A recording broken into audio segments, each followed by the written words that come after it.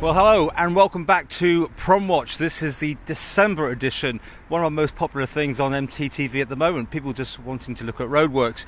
And you can't blame them because this has been obviously a major work that's going to be going on for several years, already a bit behindhand. But we'll just float some pictures over the top of this bit and show you what's been going on. I've been filming over the last few weeks and you can probably gather where each bit is. I suppose that the main changes were down at Broadway. There was a very initially, I think fair to say, odd for most people feel, so coming off the stop sign at the bottom of Broadway to turn onto the promenade, lots of cones, but it didn't feel very natural, and there were a few near misses, I included in that, so someone pulled out right in front of me. Then it was closed, it said for a couple of days, but it went on for a little bit longer than that and has now reopened. This looks more logical, it's much more depth to it, you feel more in control about pulling out. I have to say this is probably a good sign, and of course you're remembering there's no traffic lights going back in at Broadway. This will be, I believe, a roundabout eventually, but probably for some time to come it's going to be a stop sign giving way to people on the promenade.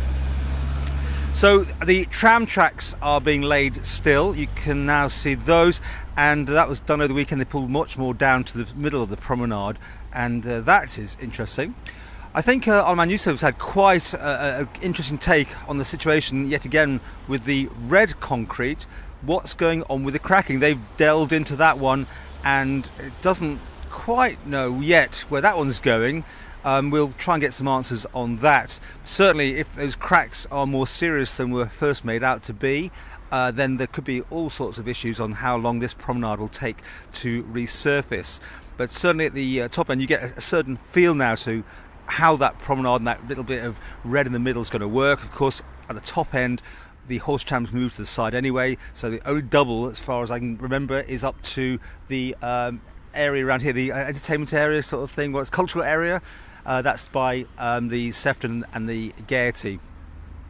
But to finish with, we're doing this bit on the promenade. It's interesting, you'll see how many cars are passing me. Of course, at this time of year, this will be opened up as extra parking on the promenade. This will be the Christmas shoppers' paradise, hopefully to get nearer to the shops, have that extra bit of parking availability. Of course, this year, this has been the parking. It's been very successful, I have to say.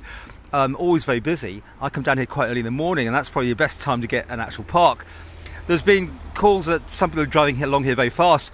I found it in the daytime to be the complete opposite of that. It's a game of how slow can you go, hoping that someone might pull out of a space and make it vacant so you can go in.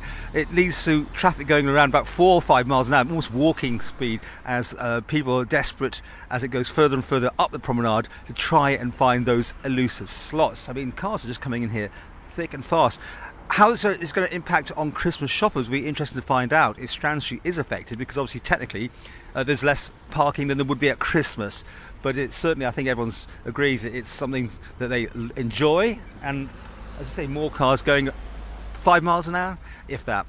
Anyway, that's our update. We hope to talk to somebody in charge about this at some point, rather than me just talking on, and we'll come back and we'll do one in early January.